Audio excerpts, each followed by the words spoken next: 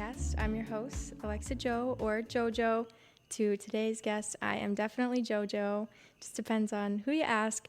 But I am joined by my dear friend Maria today.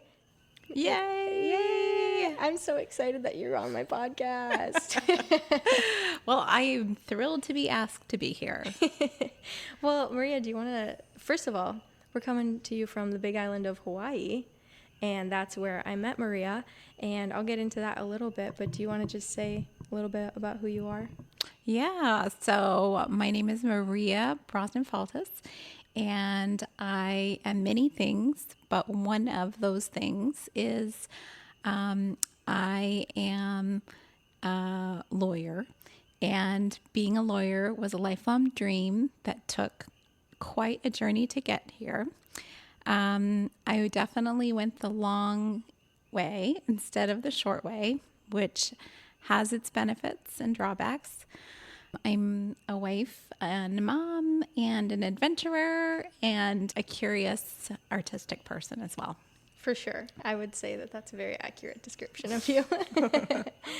And you also make things magical, that ordinary things magical, and it's really cool to see, especially around kids. Oh, thank you. Yeah, and so Maria and I met when I came to the Big Island because she was my gateway here. A gateway drug. My gateway drug. No, it's not coming back. But, yeah.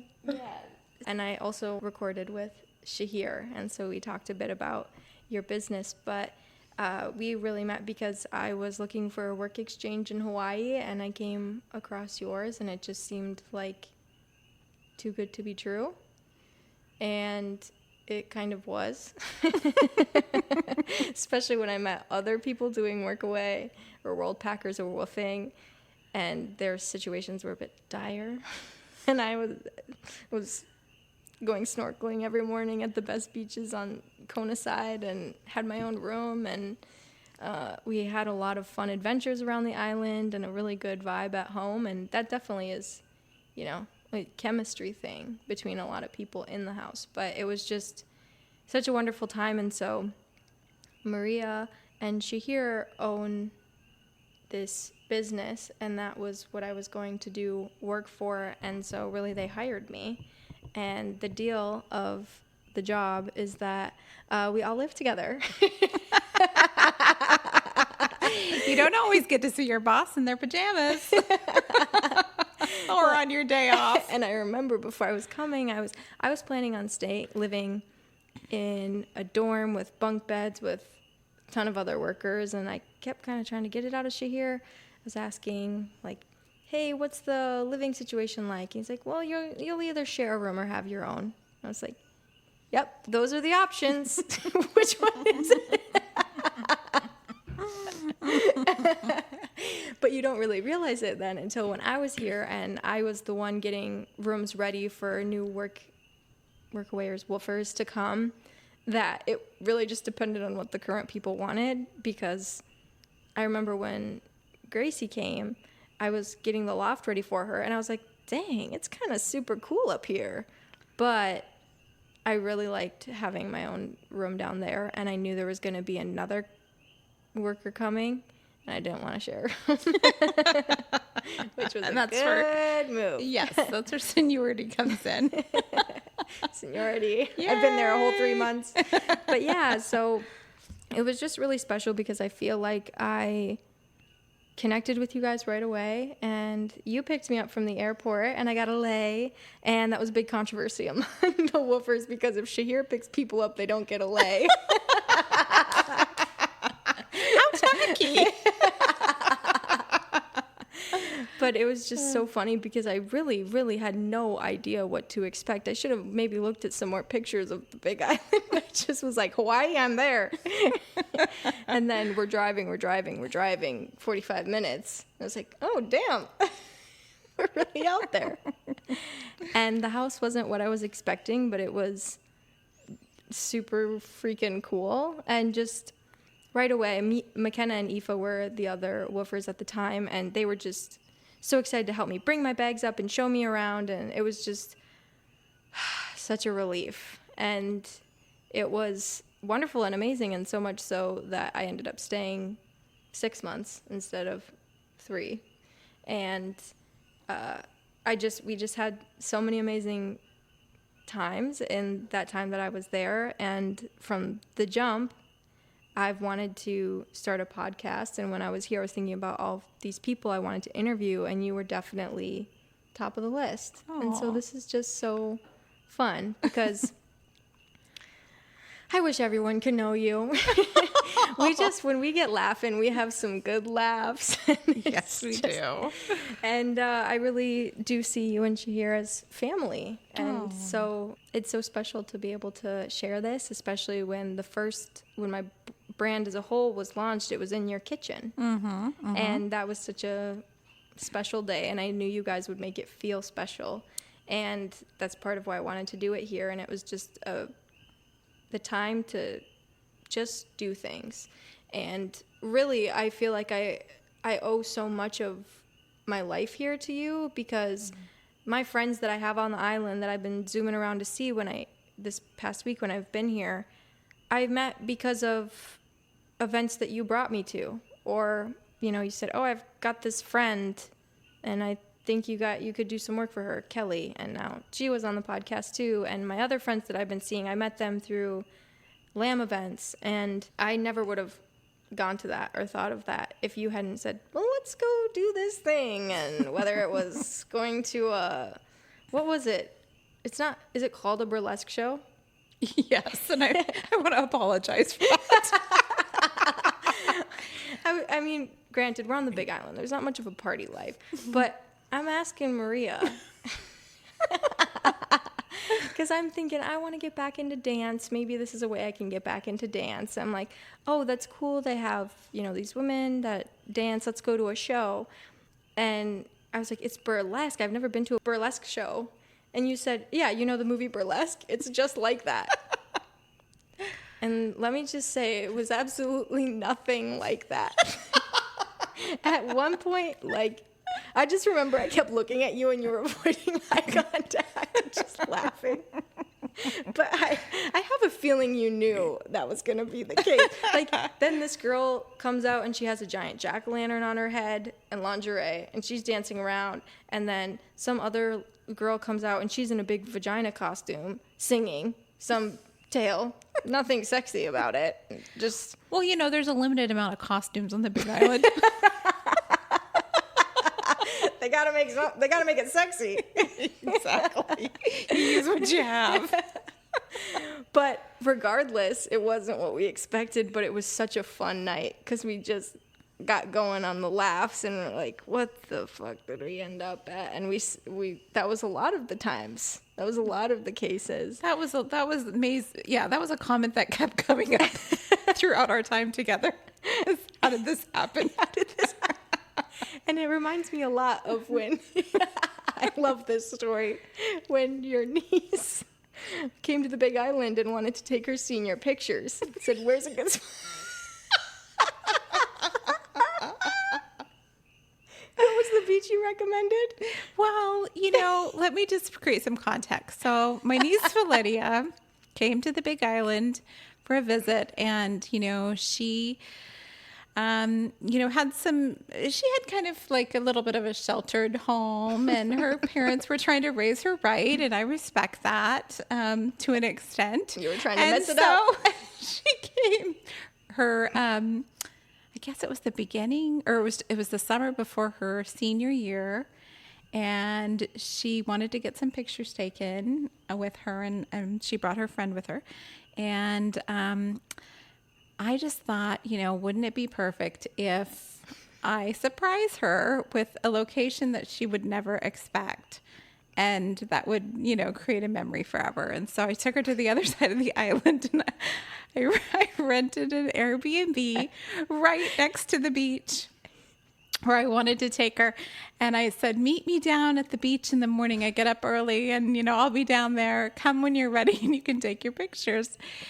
But what I didn't tell her is that it was a clothing optional beach.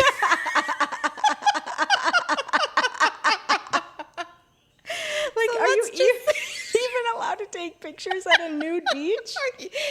Well, as a matter of fact, you can. And let's just say she had the most interesting backgrounds of anyone in high school yearbook.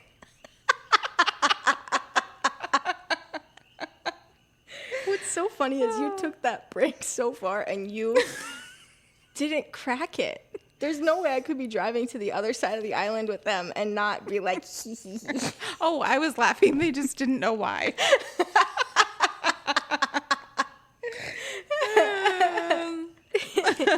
That type of thing is just part of why I love you. And, Aw. you know, you just, it's so funny because you're a lawyer, right?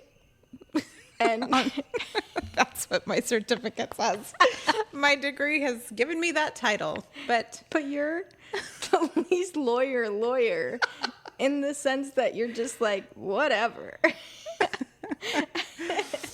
yeah. And anyway, I just think that you have a really, really cool perspective on life and you have a really unique background. And I want to start from the beginning because your childhood itself was super unique and made you who you were because you didn't grow up in Hawaii. Right, that's And right. so where were you born? I was born in a very small town called Homer, Alaska. And Homer, at the time, the population was probably around 2,000 people. Yes.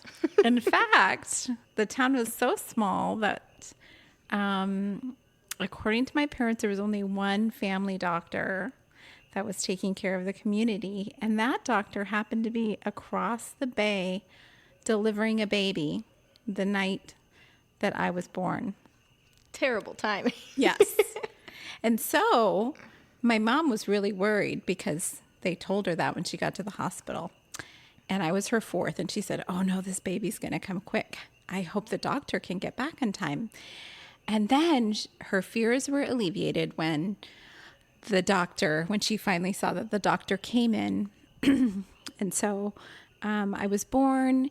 And then the doctor took his mask off. And my mother recognized the face of my father, who was actually not a doctor at all.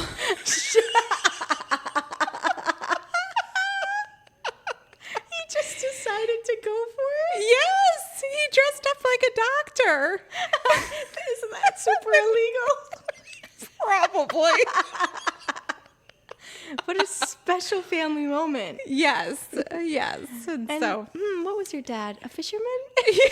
yes, at the time Delivering he a was a baby? fisherman. Yes, yes. Perfect credentials. Yes, yes. Luckily, there was a nurse there who was coaching him up. But yes, so he. Why didn't the nurse deliver it? Well, because my dad's he told her, well, she actually suggested, why don't, I deliver the baby and then you can assist. And he said, well, then why don't I deliver the baby and you can assist? She said, well, okay, if that's how you want to do it. And that's how it happened. I guess fair enough. Okay, and so you lived on and off in Alaska growing up, though. Yes, mostly on. I lived in Alaska most of my childhood, but my mother is from Costa Rica, and so every few years, my parents would take all of us to Costa Rica, and we would live there for a good chunk of time. Mm-hmm. Mm-hmm. Yes. Yeah. And where in Costa Rica were you living? We lived in various parts, but we lived sometimes in San Jose, in different residential neighborhoods, which is the capital. We also would stay sometimes at my aunt's house, who lived in a more rural area. She lived on a farm and then eventually moved to another rural area in Costa Rica. And then while we were in Costa Rica, we would also travel around the country. So we would go and live at the beach for a while and go up to the mountains and swim in waterfalls. And so we had a pretty epic traveling childhood. That's where your love for adventure was born. Absolutely. Absolutely. Yeah. But the way that we did it was a little bit different than others. So So my parents were both really spontaneous, and they would talk amongst themselves and decide to take us on a trip. And there were 4 of us kids. And they really liked road trips. So sometimes they would just surprise us, and we would think that we would be driving to go to lunch or go to the next town in Alaska, which is a couple hours away. But we would keep driving, and we would keep driving and driving. And did they know where, or they just decided to stop when they decided to stop? Well, we would just keep going, and then sometimes we'd get a hotel, and then we'd be in Canada, and then and then we'd be in Canada for a few days, and then Washington, Oregon, California, Mexico, Guatemala, Honduras. You drove? We drove, to yes. Guatemala from Alaska. Oh, we didn't stop there. We would drive all the way from Alaska to Costa Rica. The 4 kids in the station wagon. I don't even want to do Minnesota to Florida. Yeah. It was a long trip. And so we did that many times. We would drive from Alaska to Costa Rica. We'd stay there for a few months, and then we would drive back. How long did that drive take? If we were going really fast, it would take about a month. Oh my God. Really fast? Yeah. So how did that feel as a kid? Was that kind of jarring to just be lifted from your space and not know where you were going? Or have that consistency? I think for a normal person that would have been jarring.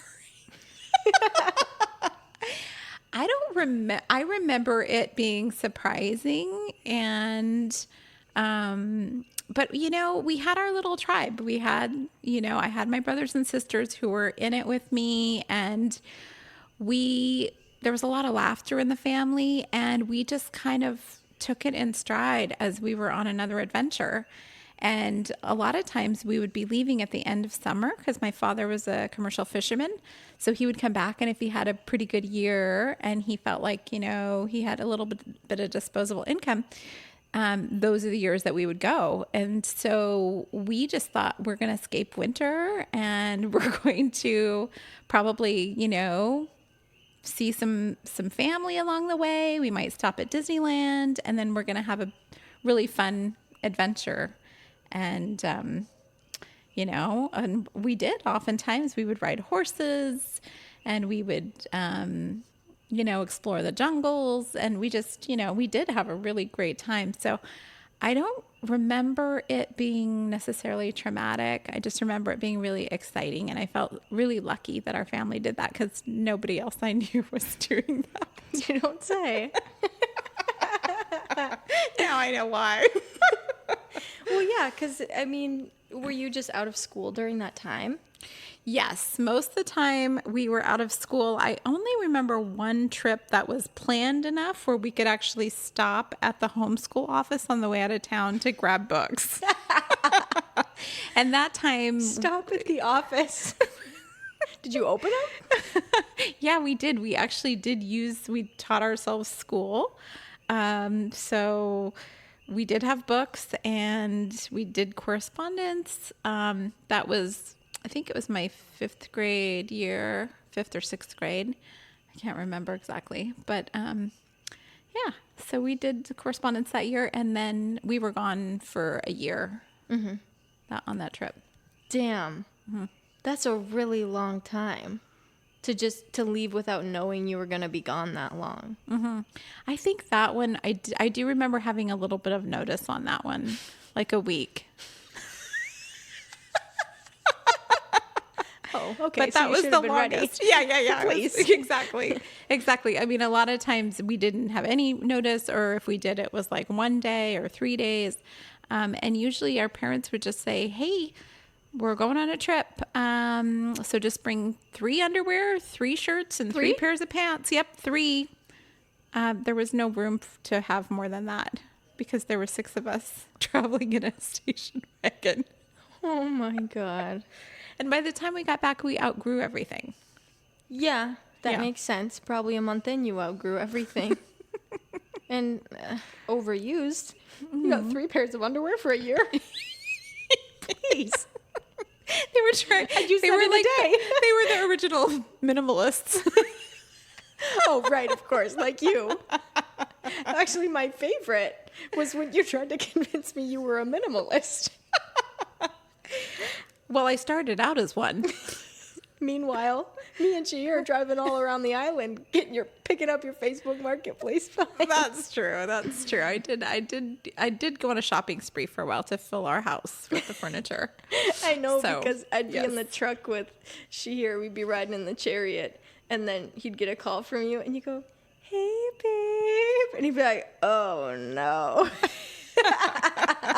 What do you want me to pick up? But That's you right. have the best Facebook Marketplace finds. Yes. You always find super cool stuff for an Yes. incredible deal. Well, it's part of the fun. It's part of the hunt, right? I mean, we're sitting on my 3rd restoration hardware couch that I found for under $500. That's crazy. So yeah, it's pretty fun. You love a good bargain. I do love a good bargain. Yes, You might not need it, but that's okay. You have a few properties. I do. Find somewhere for something. I usually find a place to put things. But, that unusual childhood, that really is unheard of. Like, I can't imagine anything like that.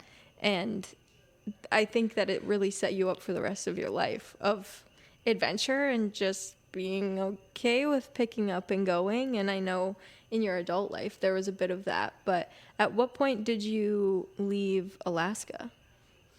Well, I went back to Alaska. So I spent a little bit of time in Oregon. My parents got divorced when I was 13. And then my father ended up moving to Oregon. So I spent a little bit of time with him.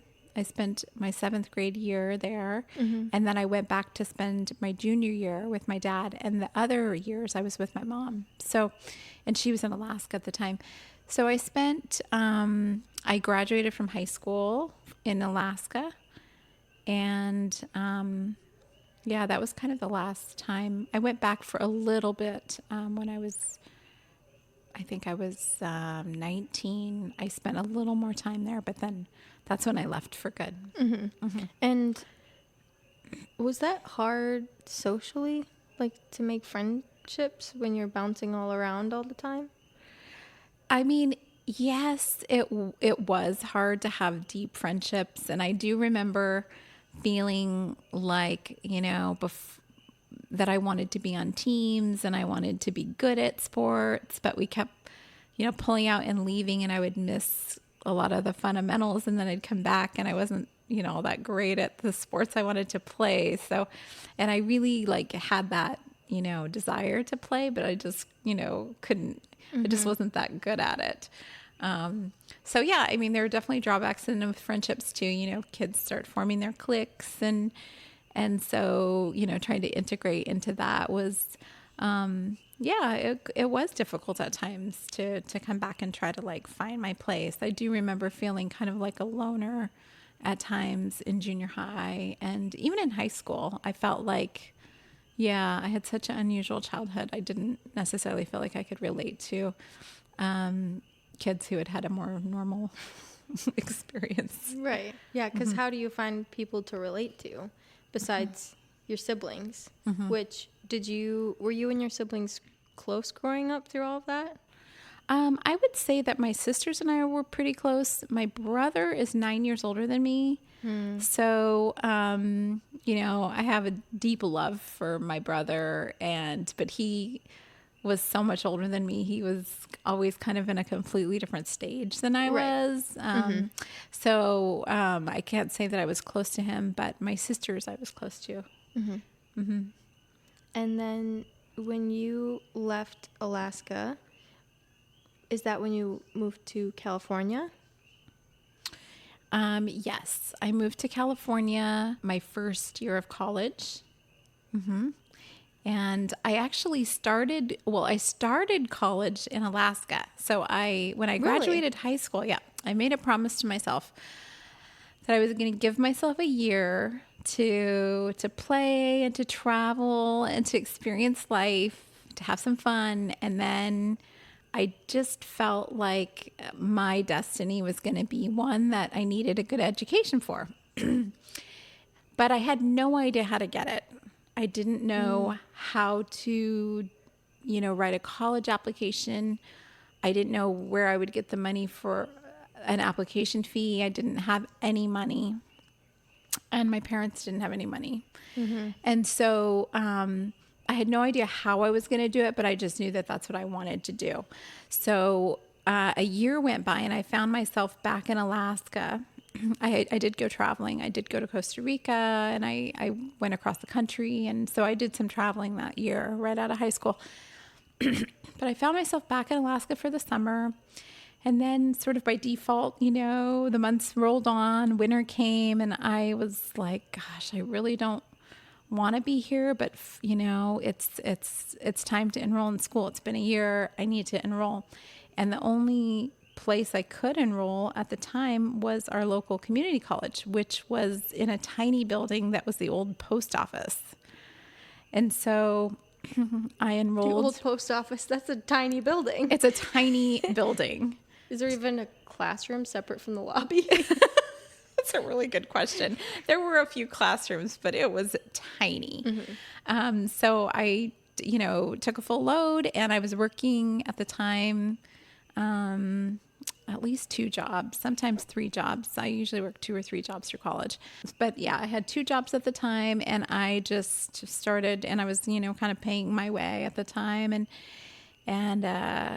So my father, he had moved to California, and he encouraged me to consider moving to California and, starting community college there.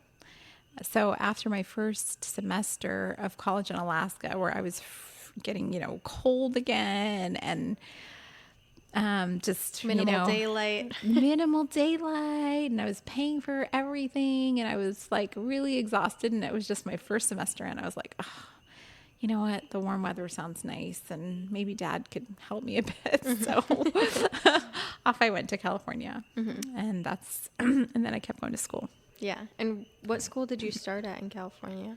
I went to a community college there called Cabrillo, which I love, and I got such a great education there. I'm so grateful for that school because I was able to explore my interests and not have, a lot of student debt at the time. I was able to afford paying for my schooling with my, my wages waiting tables. And they really helped guide me and open up, doors for me of opportunity to continue on. That's incredible. Yeah, I feel like community college doesn't always get enough credit because at least at my high school, it was seen as like not an ideal route. But I took college classes while I was in high school because the state pays for it. So, might as well save some money and just get dual credit. And through that, I was able to have a better grasp on how much school actually costs. And I'm really glad that I did go to a 4-year school, but I'm glad that I chose one that wasn't crazy expensive. Like, it's considered cheaper for a school. And community college is a really great option. And then you actually ended up transferring after. I did. So before I talk about that, I just want to say one thing. So at the time when I went to California, my dad had been saying, I always promised you that if you wanted an education, I would do what I could to help you. And he's like, at the time I said it, I had more resources, but I'm still going to do everything I can to help you because I think education's important. And so my dad committed to helping me pay my rent. So I shared a 1-bedroom with a roommate and a 1-bedroom? A 1-bedroom apartment. So did you share the room? We shared the room. I had the room. She had the living room, and she walked through my room to go to the bathroom. Glamorous. Humble beginnings. So my dad, he had been renting a room in another house at the time, and he said, okay, if this is where you want to live, I'm going to help pay your rent, and then that'll be my contribution to your education. I'll do that for a year. What I didn't know is that he actually took the rent money that he was using for his house and used it for mine. So he actually moved into his truck and he became homeless by choice to help me. Oh, I kind of want to cry. Yeah. So he lived in the back of his Toyota truck for a year, and he gave me that gift. Wow. Which really, I've thought about it so much, about the price of my education and what it cost. And that is, just, it still moves me, because what a sacrifice to do that, just a pure act of love and unselfishness to do that for your child. And to say, I don't have a lot of resources, but I'm willing to become homeless to help you so that you can have stability and you can have a chance at an education and that you can focus on your studies. So that was a huge gift, and I will never forget that he did that for me. And I'll always find just ways to thank him for that through the rest of my life, because that meant everything to me. Wow, that makes I'm tearing up. That's Yeah. so special. It's That's so such an special. act of parents' love. Yeah. So it meant so much to me that he did that I really worked hard in school, because I felt like I was doing it for not just me, but I was doing it for him and for that sacrifice. Oh, yeah. And so because of that, I did well, and I was able to get into my top school that I was hoping to get into, which was UC Berkeley. Who at the time, it was ranked the #1 public school in the country. Crazy. And I was given some great scholarships and some grant money. And I ended up being able to cut back on school a little bit and just work. Well, I still worked 2 jobs, but they were really part-time jobs. And I was able to really focus on school and be able to, to afford going to school with very minimal debt. So I was super lucky. Wow. And Yeah. I bet you worked really, really hard to be able to get those scholarships and grants. That's not usually something you just get. You have to apply for those. Yeah. Yeah. Yeah. And you went to UC Berkeley, which is, that's a big name school. Yeah. It was really just, it kind of blew me away, because here I was, this poor kid from Alaska who didn't even know how to fill out a college application. And, fast forward a few years, and I was at Berkeley with a bunch of, kids that were the valedictorians of their classes. Yeah. So I was a little bit intimidated at first, but once, you start talking to people, you realize you just have so much more in common with people than you might think at first. And so, yeah, I was able to do well at school, even though there was a lot of, people who were also very smart at that school. Mm-hmm. And what did you end up getting your degree in? I majored in anthropology, which is a very practical choice.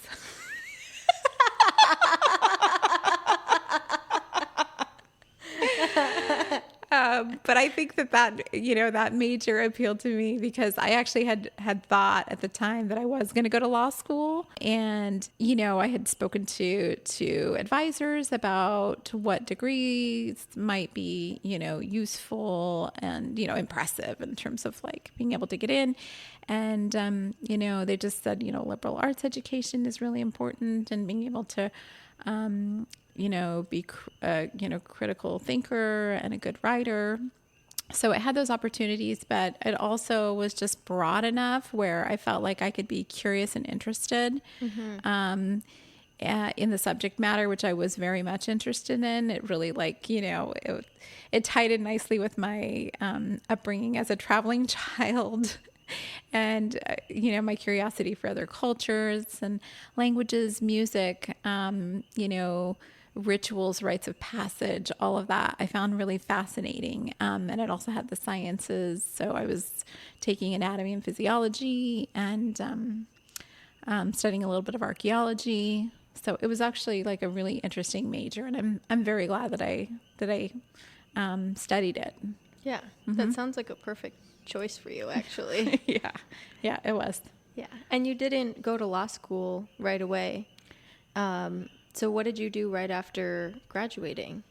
Well, actually, right before graduating, an old love from my past showed up at my door. Who is it? I'm on the edge of my seat. I know. It's so exciting. So his name is Shahir. And he and I had dated briefly before the Berkeley days. And he came back into my life my last year of college. And we fell in love. And we decided to start a family.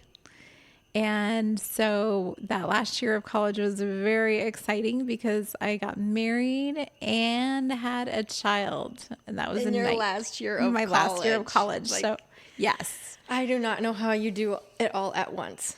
I don't recommend it. I remember being pregnant and having a bunch of really heavy books and dragging a rolling suitcase with books.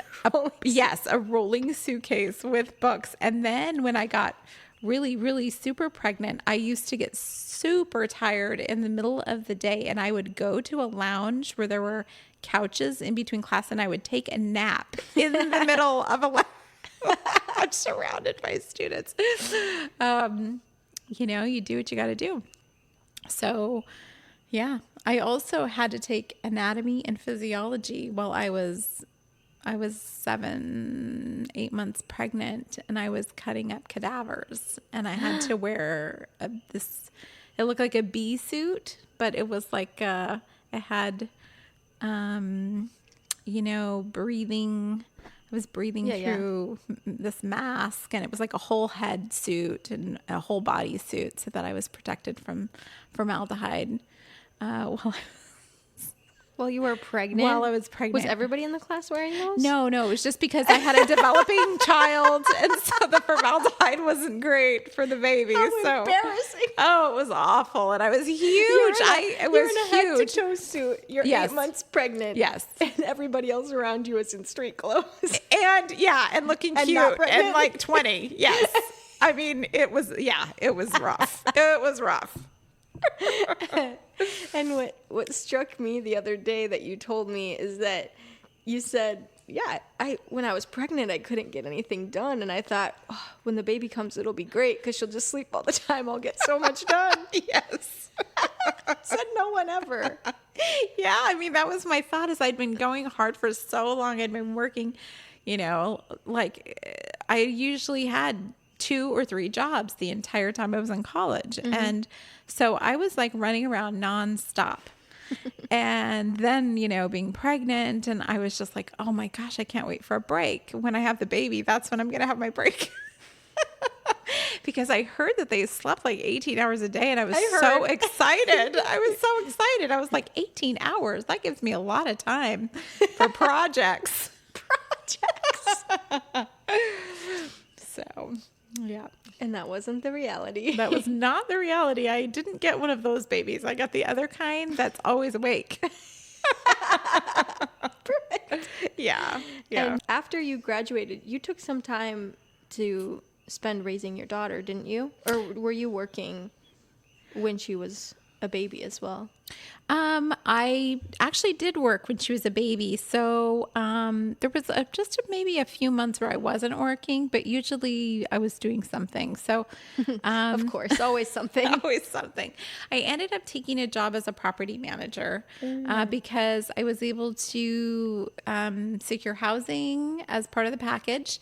And I was able to have my daughter with me. So when she was about 1 year old, that's when I started that. And she just was by my side, and she would go everywhere with me. She'd come to the pool and I'd have her on my back or something as I'm cleaning the pool. And she just was my companion during that time. So it was really fun.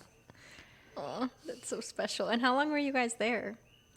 Well, that was in California. I was managing property for a couple of years, and then we ended up, buying our first house, and that was also just kind of another challenge. It was a challenge to buy a house in California as a property manager, and at the time, Shahir was a teacher. And we had been married a short time, and we just really wanted to buy a house, but it just seemed so out of reach, and the prices were just climbing so high. So we decided to just set a goal. We gave ourselves 1 year, and we just were determined, and that meant that we were going to take extra work on the side. And my husband at the time had been working on his master's, so I kind of helped him a little bit, but we got it done.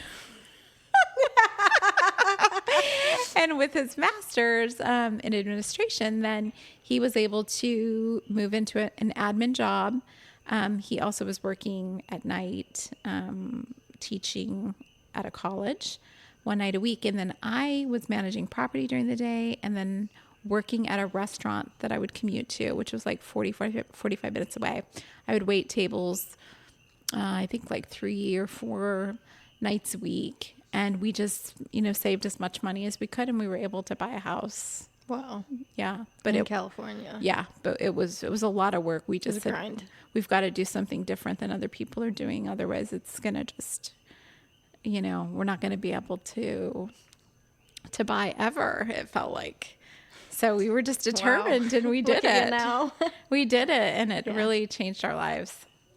Yeah. Mm-hmm. And then from California, you guys were there for a while, and Shahir was teaching in different schools, and then you guys got the opportunity to come to Hawaii. Did you become a realtor before Hawaii or after?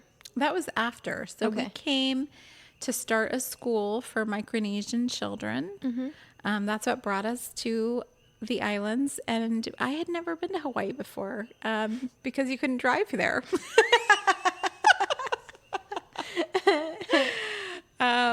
My picture of Hawaii was just not at all accurate. But before I came, I kind of thought maybe it was like a little bit fakey, like, just a place that was just geared to tourists. And I don't know. I just didn't have a clear picture of what it was. But anyway, this amazing job opportunity came, and,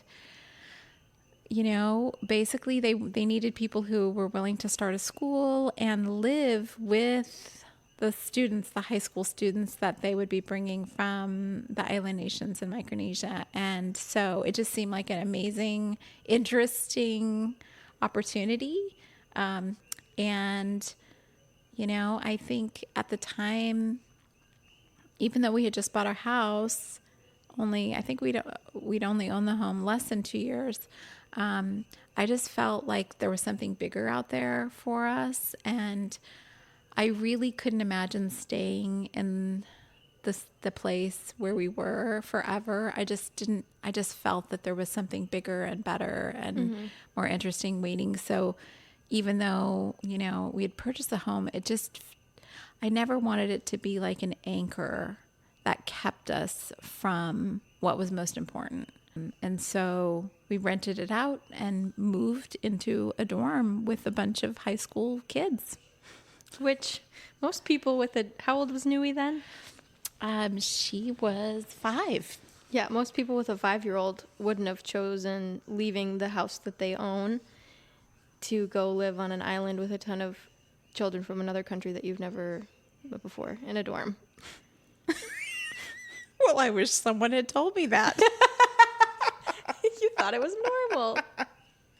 Which is funny because that's a little bit like how you lived your life again with Kona Mountain Refuge. And maybe that's why you guys were so open to having people come work and stay in your home, because you did that. Right. Exactly. Yeah. Exactly. You already figured out some of that stuff and how you wanted things to work before you had people in your home. Or, well, I also know you had a lot of people before me.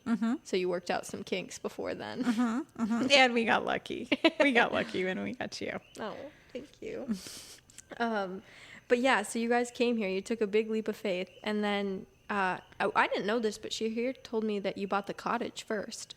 Yeah, we did. Yeah. Did you guys ever live in the cottage? No. No, it was just We didn't. Investment property. Well, at the time that we bought it, so we were living in the dorm, and we decided that we wanted to buy a house in Hawaii and eventually move into it.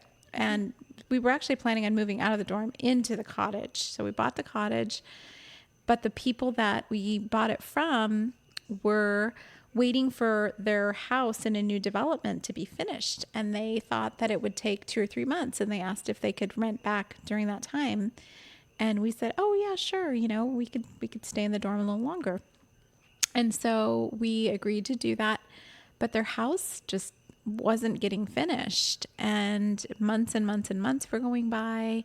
And in the meantime, Shahir and I had just decided that the cottage wasn't, we just didn't feel that that was where we were supposed to be. And I think we made a lot of decisions based on that. I know a lot of people probably wouldn't give that a lot of credence, but I think I really trust that feeling. I trust the feeling of being drawn to things or not being drawn, and allowing your instincts to guide you to something that's better suited for you.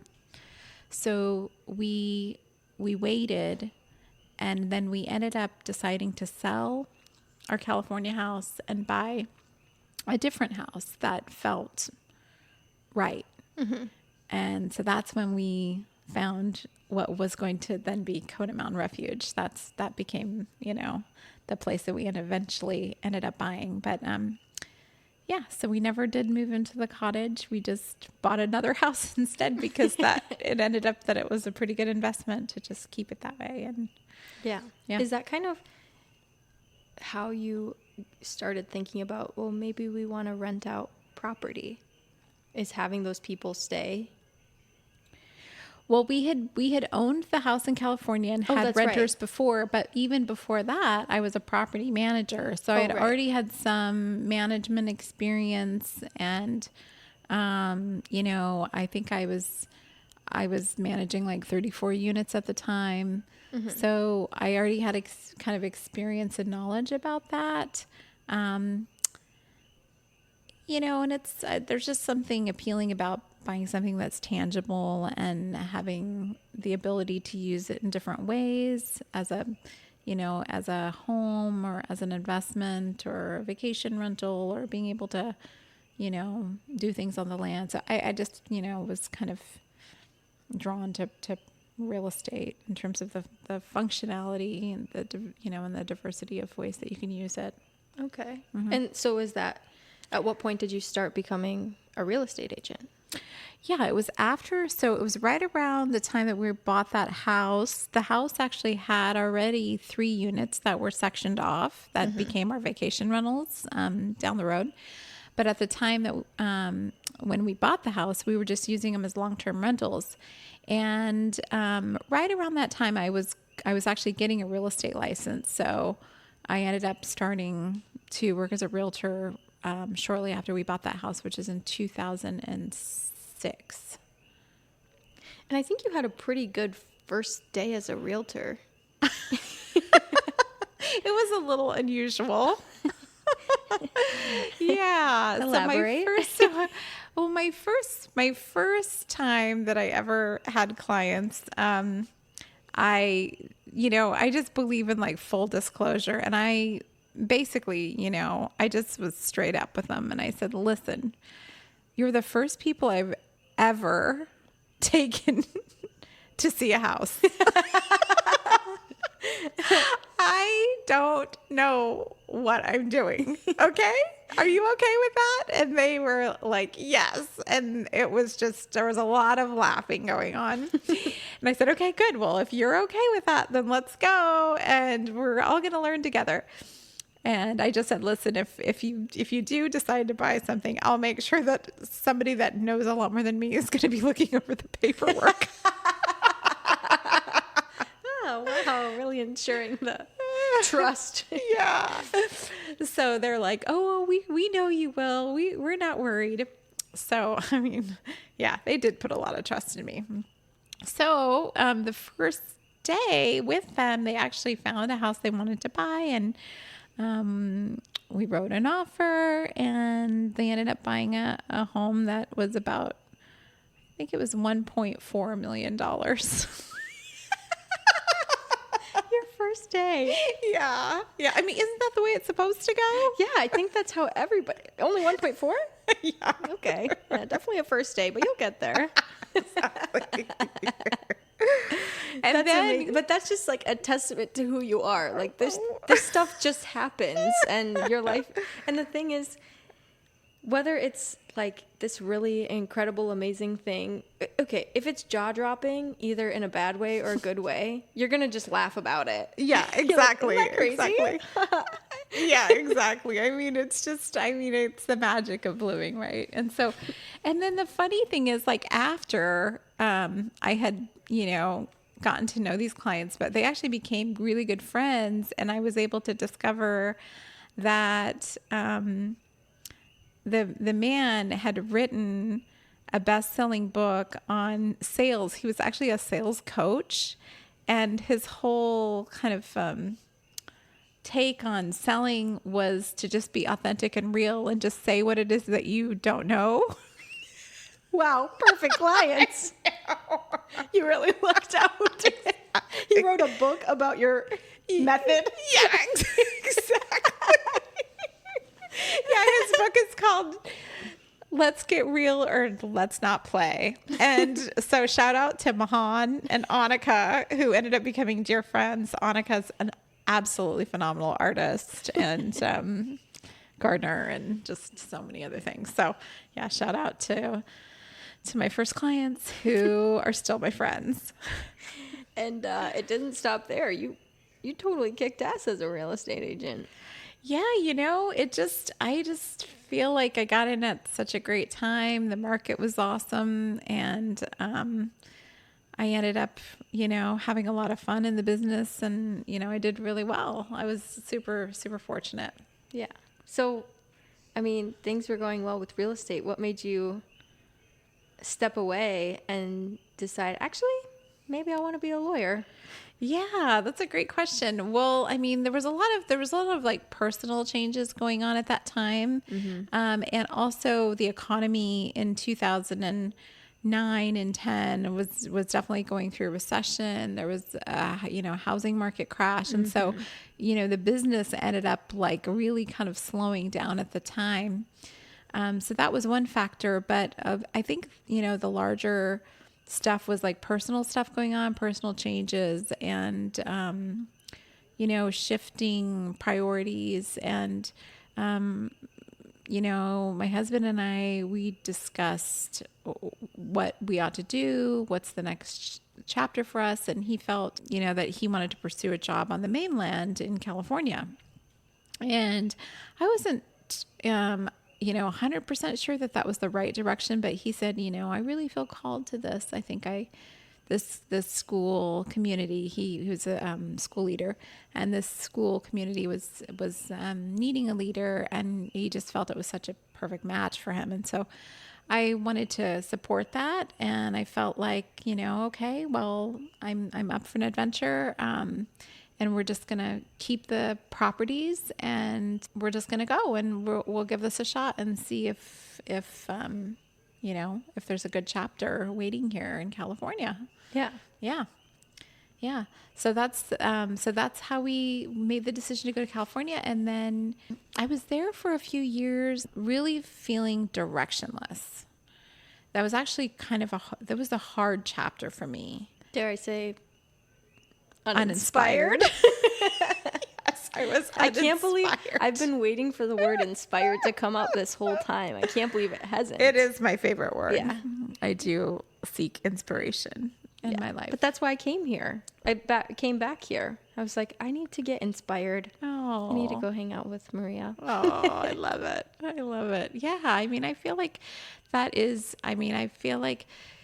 we all want that in our lives, and we want to feel joyful. We want to feel in awe of our lives. And I think that we all go through times where we don't feel that.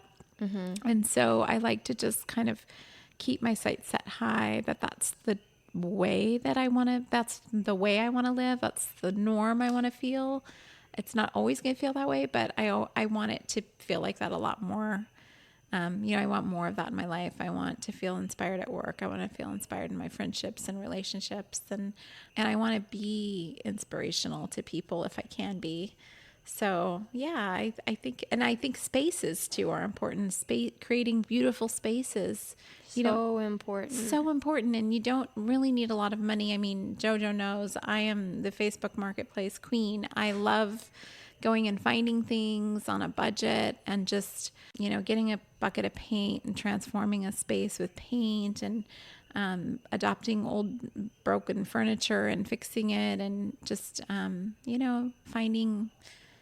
finding things that have potential and making spaces beautiful out of them. So, and you guys, you do that time and time again, because you have multiple properties now that have just been transformed. And I saw some of them, one of them really, start from the ground up, because I cleared the junk out of there. And I scrubbed the gecko poop off the walls. And I painted them again. Yep. But then I went back down there, a year and a half later, and it's just the most gorgeous, dreamy place I can even think of. And I sit here and I think, how did I hack life to have access to this type of thing? But creating beautiful spaces is so important. It helps with productivity and overall happiness levels and your energy. Mm-hmm. If I'm in a really dark, messy, uninspired room, mm-hmm. I really have a hard time getting things done and feeling good about myself and being productive. But in light, airy, bright places, colorful places, that's where I feel the most inspired to do things. Mm-hmm. So, aesthetics of things are not optional. Right. Yeah. Right. It's not trivial. It's not superficial. It's actually, I think it's going to have a huge impact on productivity, mood, inspiration, and just feeling like there's order in your mind. Yeah. Yeah. And what's really, really cool about Kona Mountain Refuge, among other things though, is that, so the current 3 rental units that were there when I was working there were all so different. They all have a different vibe. So Blue Bliss is more, we put up a big whale shark mural, which was another funny adventure because we had guests checking in that afternoon. I forgot about and Maria that. Needed to get to work. So we started at like 7 a.m. And then you said, well, I got to get to work. So have it done by 4. And I think you stayed for most of the mural. It was just the painting the sides where it didn't quite reach. Mm-hmm. But it was so funny because I was all concerned about like the smell of paint and all that stuff. And you guys were like, just put a fan in there. And it ended up being really freaking cool. Like when I saw it, I thought, okay, this is a bold move. And it really drastically changed the space. And so you have that, and that vibe. And then there's Junglicious, which is more colorful than Blue Bliss is. And then Swell is more this light, airy space with the view. And it's just every single one of those spaces have such a different vibe, and they're all in the same space. And that's really cool. And you know, you guys have a couple other rental properties as well, and they all just have a different vibe to them. How special that you've created that opportunity to create those spaces, and you don't have to pick one.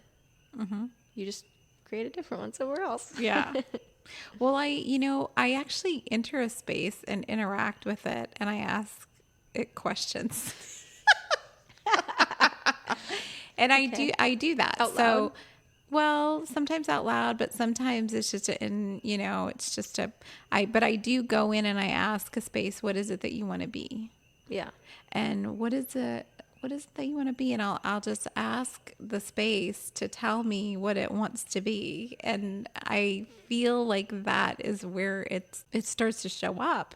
It's like, oh, you want to be a really zen space. You want to be a space with neutral colors. You want to be a space with light wood. You want to have rattan. You want to have ceramic vases and bamboo, and you want to, okay.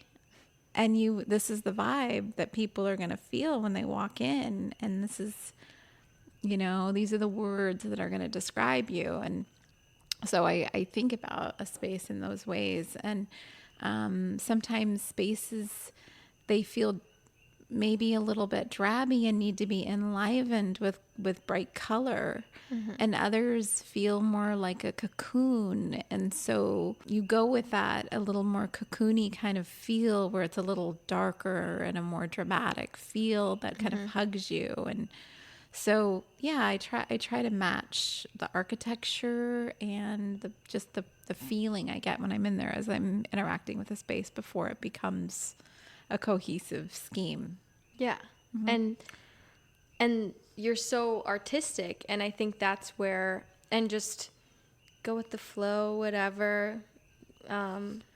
Is the space talking to me? And I think that's why it comes across as not surprising. I'm not surprised, but maybe just like, you're not the typical lawyer. No. And so we kind of got off track a little bit, but back to getting into law school, you had an amazing feat doing that. And I don't want to brush past that because I'll let you talk about it. Well, before I went to law school, I was in a period of angst. I had left my beloved Hawaii that I still really longed for. And I would come back from time to time and check on the properties and do some work, and I would feel my heart tug back to Hawaii. But, my family was now rooted in California. My daughter is in high school. My husband's leading a school. I just feel kind of, and the education's not, universally great in Hawaii. And my daughter at the time was going to a pretty good high school. And so I was just, worried about uprooting her. And,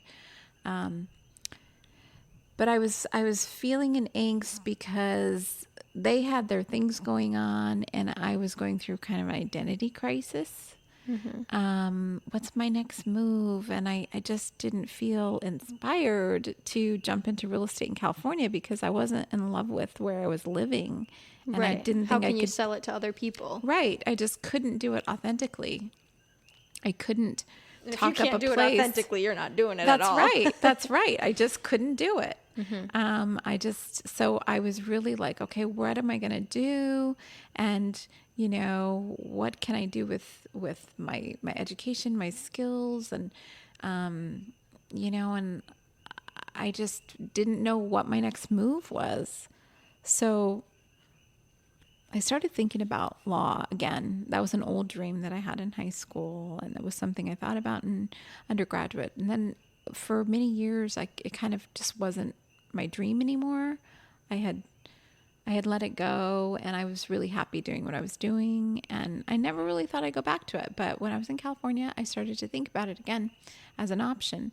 And I talked to my husband. I said, hey, what do you think about me going to law school? And he's like, oh my gosh, you started talking about law school when I met you, and that was 15 years ago. He's like, you need to shit or get off the pot. Classic. So he's been saying that for a long time then. Yes, he has. And I said, well, I don't know if that's what I want to do. And I was like really reluctant to commit. I was reluctant to announce any direction because I was so confused. But I just thought, well, maybe I should just, since I don't know what to do and I have no clarity, I'm just going to make a couple steps in a particular direction and see what happens. See if I gain traction, and if I'm interested, and if I'm not, I'm going to go a different direction, And so I said, okay, I'll tell you what, I'm going to study for the LSAT. And he said, well, if you're going to study for the LSAT, you need to take one of those courses. And he's like, you haven't been in school in years. And I said, oh, well, I'm a good test taker. I don't need that. I got good grades. How old were you at this point? Oh, I was like in my mid 30s. Okay. And I hadn't been in college in a long time. And you thought, oh, I could take the LSAT. I said, I can take the LSAT. I'll take that. I just need a book. And he's like, no. He's like, or you 10. need to take a course. You haven't done any tests. So I looked into it, and it was $1,000. And I was like, oh my God, it's so overpriced. I can't spend $1,000 of our family money on this. And he's like, please, you really need you need the help. You need the help. And he's like, listen, maybe you'll get a scholarship or something and it would just pay for it. Mm-hmm. And I'm just thinking he's nuts. Like, why would they give me a scholarship? I'm this old person at this point that, why would they choose me and not somebody else that's got like a stacked resume and who's, somebody, and they've done all these things in college. I mean, I got good grades, but I wasn't really like doing a lot of leadership stuff. So I said, okay, well, if he thinks I need to take this class, I'll take a course. So I found the cheapest course I could find.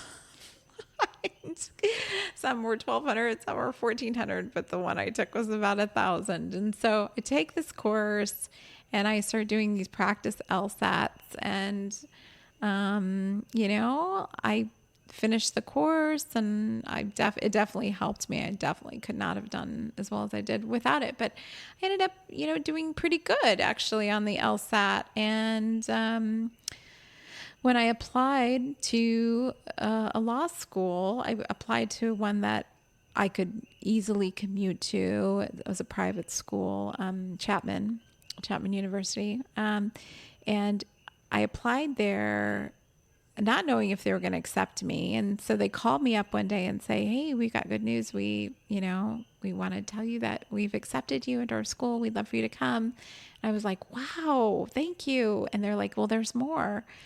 We want to offer you a scholarship. And I'm like thinking, why are they offering me a scholarship? I don't even remember applying to a scholarship. I'm like, I don't remember applying. And they're like, no, but we really liked your personal statement and your grades, and you actually have qualified for an academic scholarship, and we're going to pay for a full ride for you to come to our school.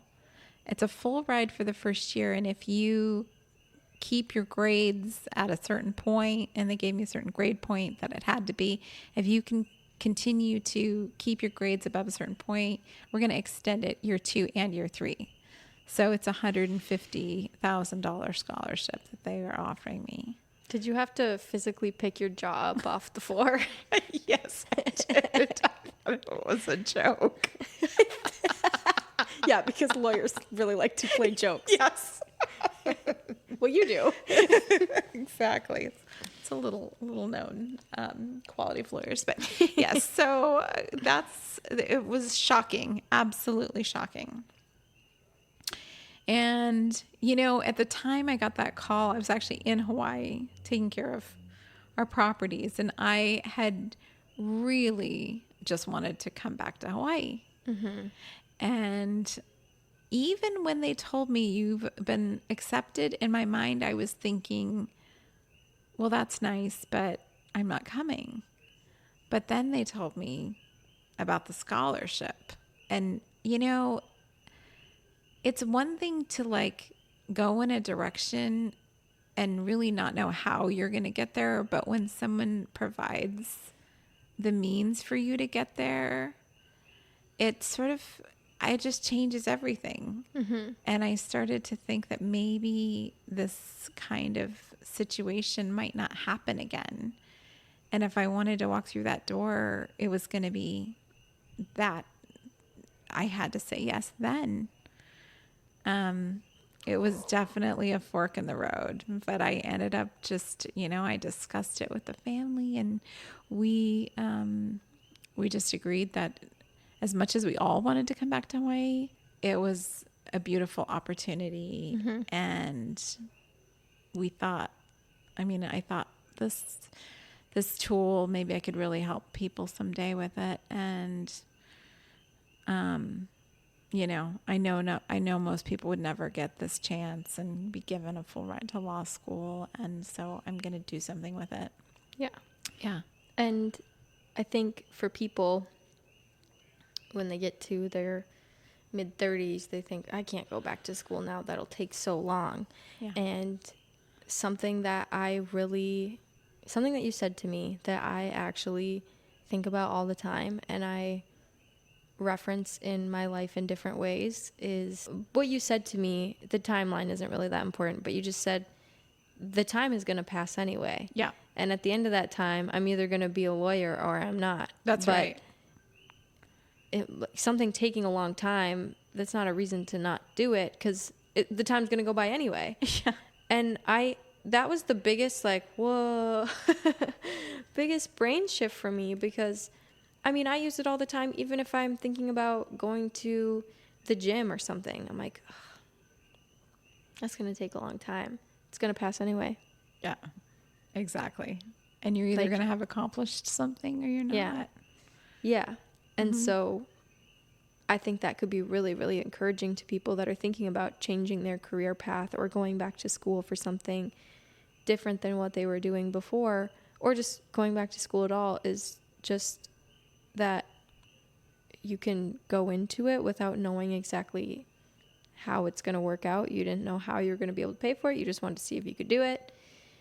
And then the opportunity presented itself, because that's what you were meant to do. So it came up that way. And the time passed anyway. And if you chose not to do that, you would probably be in a really different position now than you are. And I just think that's a really, really cool perspective.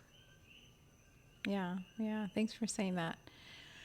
I think that, a lot of people find reasons, excuses for not going through. And I think, and it's interesting because we'll use anything. Like we'll say when we're young, well, I'm too young to do that. Would anyone take me seriously? And then as we get older, we say, oh, we can't do that. We're too old to do that. But I actually had such a good role model in my father for returning to school, because he ended up having a dream of becoming a chiropractor. And he went back to school in his 40s and became a chiropractor. So he's a doctor of chiropractic and a fisherman. Yeah. And a lot of other things too. Naturally.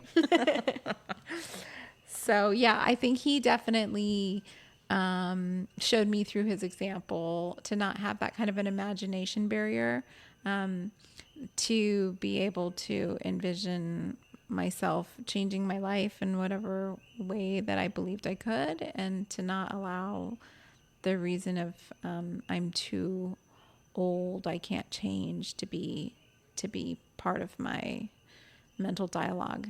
And I can't say that, you know, going back to school though is easy when you're older. There's a lot of things that I probably didn't think about a lot until I was a returning student. And I, you know, again, it was that familiar feeling of, okay, these students are in their early 20s, most of them. They're looking for their, you know, their life partners, and they're you know, they haven't actually ever had a job before, and they're you know, interested in hanging out with people their own age. And so I was kind of like the older person, sort of just not, you know, not part of those groups really. You know, they were very kind to me, but I didn't really feel like I was like ever, you know, part of the mix. And I think that's one of the sacrifices you make as a returning student is you're not there for the same reasons. You're in a different life stage, and you know, as friendly as people are, they're not, you know, they're just experiencing life in a different way than you are at that time. And so you have to be pretty resilient and able to just be on your own. Yeah. And meanwhile, you have a teenage daughter at home. Yep. And a marriage and this split life, because you still had properties here in Hawaii and you're living in California, and that's a lot to manage. Yeah. And you did it. Yeah. And you passed and you became a lawyer. And what do you specialize in? So I'm working in family law primarily.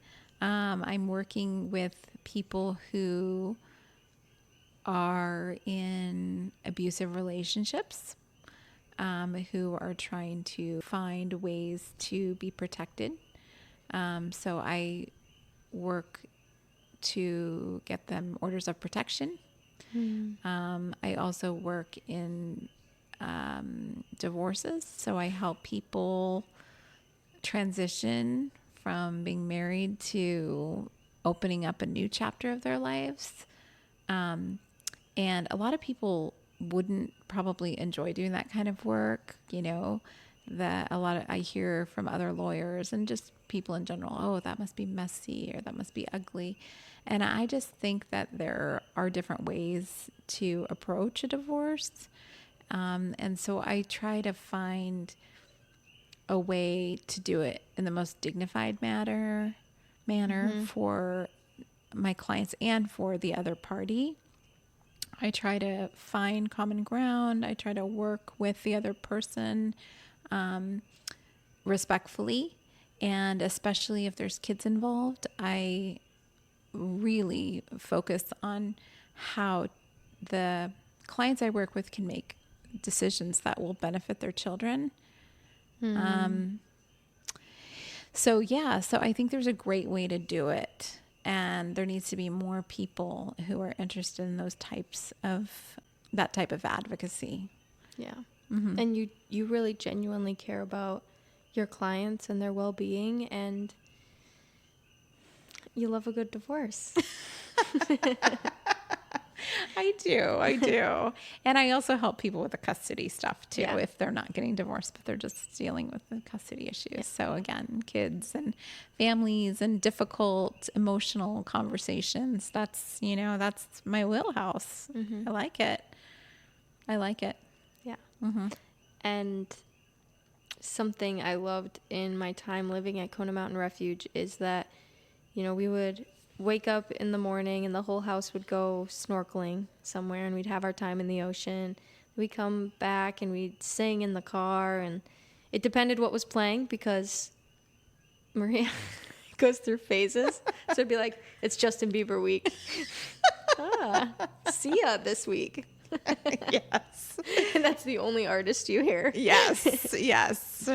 I'm extremely loyal to whatever artist I'm listening to that week. But I just feel like I have flashback memories of sitting in the middle seat in the back of the Jeep, and we're all singing with the windows down after a good swim, just feeling good. And then we all come back and you go shower and head out the door and go do your law stuff. And I I just appreciated so much how you guys shared the reasoning behind why we start our days like that, because I'm not a morning person, but when I come to Hawaii I am. I'll wake up at 6:30, 6, maybe. It can get closer to 6:30 or 7, but when I first got there the next day, I remember, because I got there at night and you guys were like, if you need to sleep in, that's fine. I was like, oh no, I'll be there at 6 a.m. We're going swimming in the ocean. And I just loved the reasoning is that you guys had said that it's so easy to get caught up in just being so exhausted and sleeping and then waking up, going right to work, coming home, feeling tired, and then not really doing much with your evening and going to bed. And you are living in Hawaii, and there are people that live here that haven't been to the ocean in months or ever.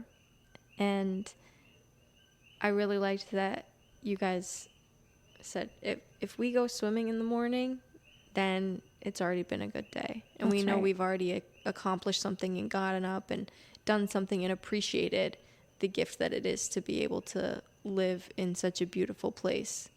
And, I just love playing in the water and dancing in the water. And it really, I'm from Minnesota, so that's not usually how I would start my days ever.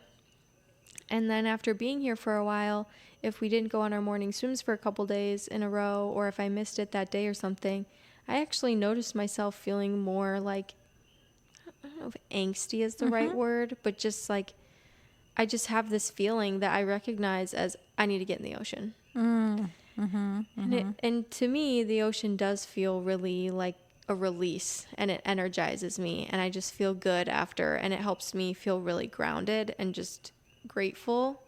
And I think part of it is because you go down and you see this whole world beneath the water that is entirely independent of you, and you don't matter there. And so to start our days like that really helped with recognizing that the things that happen during the day, like, I'm really kind of small. And so you guys taught me so much through that, and I just appreciate that, because especially with a very intense job as you have, it could be really easy to forget or forego doing those things. And you guys still show up for life. I don't want to hold you to say every day, because, but you do. And that's so special. And that's something that I hope that people can take away from this. Yeah. I mean, like you, I've never been a morning person. You don't say. No. I mean, I'm not that communicative. I don't know if you've noticed, but when I do wake up in the morning, I'm just sipping a coffee and I'm kind of don't talk to mute. me yet. I'm mute. Yeah. But yeah, I think it's important to start your day in an inspiring way. So if you have, if you're fortunate enough, like we are, to have a warm, beautiful ocean that's, that's calm and swimmable, it's hard to imagine a more inspiring way to wake up than to go into the ocean and just observe nature, to be part of that world. It's such a privilege to see life, to see fish playing and swimming, to see dolphins, sea turtles, rays, coming and swimming alongside you. It's just an amazing, awe-inspiring feeling. And, the ocean is just so beautiful. I mean, just taking time to even look at it. I mean, we were admiring how beautiful it is this weekend, and how it glitters on the surface, and how and just watching the way it moves differently from day to day, the size of the waves, the color, and then being able to like submerge yourself in it is quite something. So really grateful. But wherever you find yourself, there's gonna be some beauty, some amazing natural beauty in nature. And what a gift to be off your screens and to be immersed in that world completely and to start noticing the details and the beauty that surround us all. Yeah, I think that's a really good note to end on. Well, thank you so much for taking the time today and being on the podcast. It has been such a gift, and so just makes me happy. Oh, and thank you, Jojo. I just want to say, Jojo and I had this special connection, and it was so instantaneous that we forgot to introduce ourselves for about a month. I forgot. Yeah. Well, okay. So the thing is, Jojo is a name that I have gone by. It's been a nickname since childhood, and I thought that feels fitting for Island me. And in college, I was called Jojo or Joj a lot. So I was kind of fresh out of college when I came here, and so Shahir was the one that handled the application, and I went by Jojo. And then a month after I moved here, we're in the car, and Maria goes, "Wait, what is your name, Jojo?" Like, is Jojo on your birth certificate? And I was like, "Oh yeah, it's Alexa Joe." Oh, I did not think that was. I was like, oh, it's nice to finally meet you. After we'd been living together for a month. And that's what's so funny is you guys just wholeheartedly trust and blanket statement just say, "Yeah, sure, you can come live with us." Like, I don't know, I figured you guys looked me up and checked my socials or something. No, didn't even know my name. Definitely didn't know my last name. You said, you said, "What's your first name?" And actually, "What's your last name?" It's so funny. Well, I just have to say, we had such a great time with you. I was really, really excited and happy to know that you were going to come back and visit because I just find you really inspiring. You're going to give me a compliment like that? I just did. Wow. Now I feel inspired. And here you are, inspiring others. Well, thanks so much, Maria. You are welcome. It's been a pleasure, and you are a joy in my life, and I'm so happy to reconnect with you.